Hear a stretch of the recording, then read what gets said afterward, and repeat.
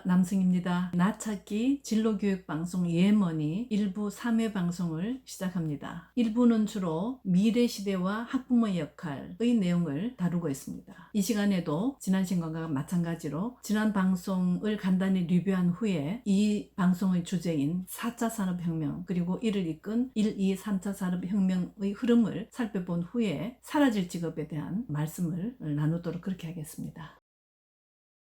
자, 지난 회를 간단하게 리뷰합니다. 주로 이런 말씀을 나누었죠. 평균적인 일은 AI로 대체될 것이고 오래 깊이 수련한 스페셜리스트만 살아남게 될 것인데, 그러기 위해서는 그 일을 오래 해야 하고 좋아해야 한다. 따라서 원하는 것을 하라. 그러기 위해서는 자신을 탐색하라. 이 자신을 탐색하라라고 하는 이 키워드를 항상 강조하고 싶습니다. 동시에 이런 말씀도 나누었죠. 미래에는 분명히 일자리 수는 줄어든다. 그러나 AI과 4차 산업혁명에 필요한 직업군들은 계속 생길 것이다. 일자리 수가 줄어드는 것을 걱정하지 말고 새롭게 생길 직업의 변화에 대해서 초점을 맞추는 것이 중요하다. 이런 강조의 말씀도 있었습니다. 자녀로 하여금 동기를 유발하도록 하고 미래를 계획하도록 하는 것이 중요한데, 그러기 위해서는 자녀들에게 자신만의 목표의식을 갖도록 하는 것, 이것을 격려하는 것, 지원하는 것, 이것을 자녀와 함께 준비하자. 그것이 변화하는 시대에 대응하는 진정한 경쟁력이다. 이런 말씀까지 지난 방송에서 나누었습니다. 자, 그러면 오늘의 주제인 산업혁명에 대한 말씀을 나누겠습니다. 자, 산업혁명 우리가 뭐 많이 얘기를 하는데 짧지만 압축적으로 잘 정리된 내용이 있어서 여러분께 소개를 드리겠습니다. 영국의 역사가 아놀드 토인비가 정리한 내용인데요. 제가 한번 읽어드리겠습니다. 자, 산업혁명은 격변적이고 격렬한 현상이 아니라 그 이전부터 시작해온 점진적이고 연속적인 기술혁신 과정과 이에 수반하여 일어나는 사회경제구조의 변화이다. 자, 산업혁명이라고 하는 것은 단순히 기술혁신만을 얘기하는 것이 아니고 그 기술혁신을 통해서 수반돼서 일어나는 사회경제적인 구조의 변화, 이게 굉장히 중요하죠. 사회경제적인 구조의 변화, 바로 우리가 관심 갖는 것이 바로 이겁니다. 자, 이것이 딴 말로 뭡니까? 산업의 변화, 직업의 변화, 의식의 변화, 문화의 변화, 이런 것이죠. 자, 그러니까 4차 산업혁명이라고 해서 이것이 갑자기 툭 튀어나온 것이 아니고 1, 2, 3차 산업 흐름 속에 점진적이고 연속적으로 일어난 기술혁신인 동시에 그것을 동반한 사회경제적 구조의 변화를 우리가 이해하는 것이 미래 사회를 이해하는데 굉장히 중요하다. 이런 말씀을 드리겠습니다. 자, 그러면 1차 산업혁명에 대해서 우리가 한번 말씀 나눠보죠. 18세기 중반 영국을 중심으로 우리 학교 다닐 때 많이 공부했죠. 와트의 전기기관, 뭐 이런 얘기를 많이 했는데, 전기라고 하는 새로운 동력을 만들어서 이것을 통해서 기계를 움직입니다. 그래서 우리가 1차 산업혁명은 기계화 혁명이라고 하죠. 자, 이렇게 됨으로써 어떤 변화가 일어나는가? 농업 중심 사회에서 공업 중심 사회로 전환을 합니다. 이것이 유럽 다른 국가로 확산이 되면서 사회 경제적인 어떤 변화가 일어났나요? 시민계급이 형성이 되어서 정치 사회적으로 큰 변화가 있었죠. 뭐 예를 들면 1789년 프랑스 대혁명도 이렇게 형성된 시민계급에 의해서, 그리고 귀족과 지주들이 몰락함으로써 프랑스 혁명이라고 하는 그런 역사적인 사건이 있을 수 있었다고 지금도 얘기를 하고 있습니다. 자, 그런데 재밌는 일은 아직도 동남아시아라든지 아프리카라든지 또는 라틴 아메리카라든지 이런 지역에서 아직도 1차 산업혁명이 진행 중에 있다. 따라서 인류 역사에서는 1차 산업혁명이 아직 끝나지 않았다. 이렇게 설명을 하고 있습니다. 여기서 우리가 잠깐 한번 살펴볼 일이 있죠. 자, 세계는 이미 4차 산업혁명 시대에 돌입을 했고 많은 나라들이 그렇게 변화하고 있는데 아직도 1차 산업혁명이 진행 중인 지역과 국가와 개인이 현존하고 있는 것이 사실입니다. 따라서 우리가 이렇게 설명을 할 수가 있겠죠. 개인이든 국가든 새로운 변화에 적응하지 못하면 그 격차는 점점 더 확대될 것이다. 되고 있는 것을 우리가 눈으로 보고 있지 않습니까? 진로교육 방송에서 왜 이렇게 산업혁명에 대해서 장황하게 늘어놓는가? 그것은 우리가 아까도 얘기했듯이 기술혁신으로 인한 사회경제구조의 변화, 그것이 산업과 직업의 변화를 가져오기 때문에 그 시대를 이해하는 것이 바로 자녀의 진로교육을 이행하는 매우 중요한 일이기 때문입니다. 그래서 여러분들이 이 부분에 대해서 너무 기술적이고 기계적으로 생각하지 마시고 좀 더 시대를 관통하는 키워드가 뭔가라는 관점에서 산업혁명에 대한 설명을 들어주시면 좋겠습니다. 2차 산업혁명은 19세기 중반 미국, 독일, 영국 이런 곳에서 일어나게 되는데 석유, 화학, 철강 그리고 굉장히 중요한 전기를 이용해서 대량 생산에 돌입하는 그런 시스템으로 전개되는 전기화 혁명을 우리가 보통 2차 산업혁명이라고 합니다. 전기라고 하면 여러분 누가 생각이 나시나요? 네, 바로 에디슨. 에디슨은 1847년생인데 에디슨은 뭐 평생 참 많은 일들을 해왔습니다. 인류에게 기여한 바가 참 크죠. 천여 종의 특허를 갖고 있었습니다. 그리고 또 한 사람, 이 전기화 혁명을 이끌었던 또 한 명의 천재,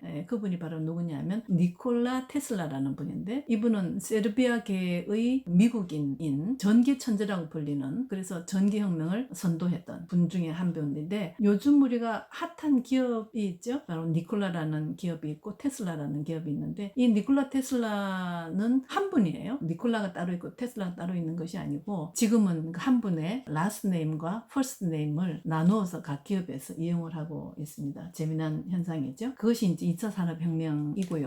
3차 산업혁명은 20세기 중후반에서 21세기까지도 진행이 되고 있는 곳들이 많이 있습니다. 주로 컴퓨터와 인터넷을 중심으로 한 정보화 디지털 혁명입니다. 이것도 굉장한 사회 경제 구조의 변화를 갖고 왔는데 예를 들면 세계화라고 하는 현상, 좀 더 쉽게 설명을 하면 정보와 사람과 문화와 자본 또는 상품들이 지구를 국경 없이 순식간에 도는 이런 현상을 우리가 보통 세계화라고 하죠. 우리나라에서도 뭐 1990년대에 국가 차원에서 세계화가 맞느냐 또는 국제화가 맞느냐 용어에 혼란이 있었습니다만은 아주 거기에 대한 범국가 차원에서의 사업들이 많이 진행이 됐던 그런 시기가 있었습니다. 그것이 바로 3차 산업혁명의 시대였죠. 이렇게 해서 3차 산업혁명이 진행이 되다가 2016년 다보스 포럼에서 의장을 맡으신 슈밥이라는 분이 4차 산업혁명이라는 용어를 쓰기 시작합니다. 이렇게 정의를 하죠. 4차 산업혁명은 전 세계 질서를 새롭게 만드는 동인이 될 것이고 모든 것이 연결되고 보다 지능적인 사회가 구축될 것이다. 이때 이제 4차 산업혁명이라고 하는 어떤 개념이 어느 정도 정리가 되는 그런 설명이었죠. 자, 우리가 아까 이 산업혁명이라고 하는 것은 점진적이고 연속적인 기술혁신이라고 했습니다. 바로 4차 산업혁명도 3차 산업혁명에서 한 단계 더 진화된 산업혁명이다. 이렇게 보시면 되고요. 이 한 단계 더 진화된 그 내용이 뭐냐? 이것을 설명해 드리면 예를 들면 AI, 사물 인터넷, 로봇 기술, 가상현실, 생명과학,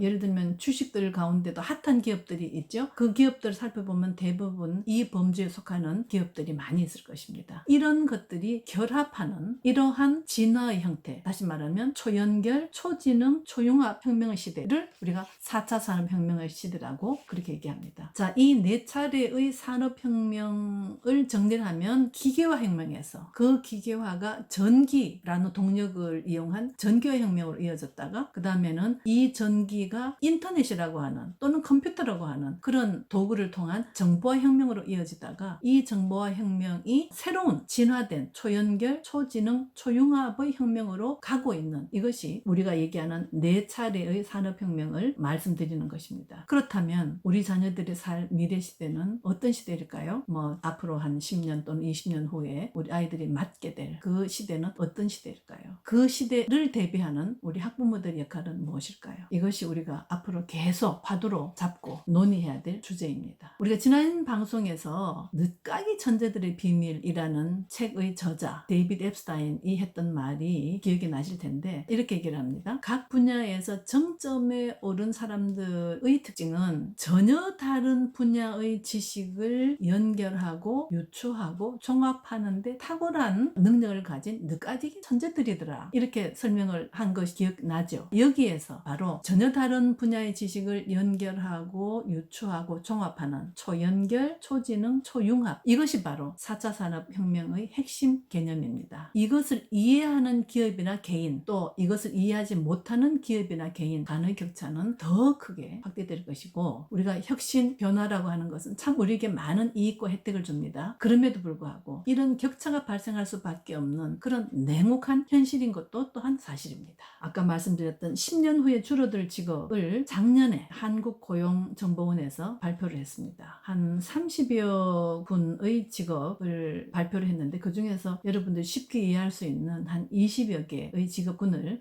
설명드리도록 하겠습니다. 건축목공, 결혼상담 및 웨딩 플래너, 보석세공원, 계산원 및 매표원, 텔레마케터, 낙농 및 사육 종사자, 어업 종사자, 단순 노무 종사자, 그리고 서공, 철근공, 측량가, 콘크리트공, 증권 및 외환 딜러, 바텐더, 이용사, 사진가, 인쇄 및 사진 현상 종사자, 세탁원, 다림질원, 의복수선원, 그리고 악기 제조 및 악기 조율사, 그리고 철도 및 전동차 기관사. 자, 이런 직업군이 10년 후에 줄어들 것이다. 다시 말하면 취업의 기회가 매우 좁아지는 곳이다. 2019년 한국고용정보원에서 제시를 합니다. 자, 이렇게 사라질 직업, 줄어들 직업의 공통적인 특징이 뭔가요? 아마 대부분 AI로 대체되거나 우리 지난 시간에 말씀드렸던 반복적 육체 업무, 반복적 인지 업무, 비반복적 육체 업무, 다시 말하면 반복적 육체 업무인 단순 노무자, 반복적 인지 업무인 사무종사자, 비반복적 육체 업무인 서비스 종사자, 이런 직업군들은 순차적으로 사라질 것이고 아마 지금 10년 후에 사라질 직업, 줄어들 직업군들은 대부분 여기에 속하지 않겠습니까? 그리고 우리가 지난 시간에 얘기했던 비반복적인 인지 업무인 전문가만 살아남게 될 것이다 라고 하는 것이 바로 한국고용정보원에서 발표한 그 내용과 거의 일치한다고 볼 수가 있겠죠. 사실 한 시대를 예측하고 그리고 그 변화에 수용하고 적응하는 것은 사실 쉬운 일은 아닙니다. 그럼에도 불구하고 우리가 만약에 한 시대를 예측하고 수용하고 적응한다면 그 새로운 시대가 주는 엄청난 혜택을 가장 많이, 가장 빨리 누리게 되죠. 우리 그런 경험이 많이 있지 않습니까? 동시에 직업이 주는 안정 그리고 삶의 여유도 동시에 보장이 될 것입니다. 자, 우리 자녀들이 살아갈 미래 시대에는 이러한 경향이 더 강화될 텐데 거기에 대비한 학부모의 역할은 무엇일까요? 우리가 앞으로 계속 고민하고 답을 찾아야 될 그런 주제입니다. 다음 시간에는 미래의 유망한 직업, 또 미래에 갖고 싶은 직업이 좀 다릅니다. 근데 이들 간에 어떤 차이가 있는지 좀 살펴보고 새롭게 생겨날 직업들은 어떤 것이 있고 이것을 어떻게 준비하고 대처해야 하는가에 대한 얘기를 나누도록 하겠습니다. 오늘 긴 시간 시청해 주셔서 감사드리고 구독, 좋아요, 알림 눌러주시면 영상 제작에 많은 도움이 되겠습니다. 그리고 괜찮으시면 널리 공유도 부탁드리겠습니다. 다음 4회 방송에 만나 뵐 때까지 건강하고 평안하십시오. 감사합니다.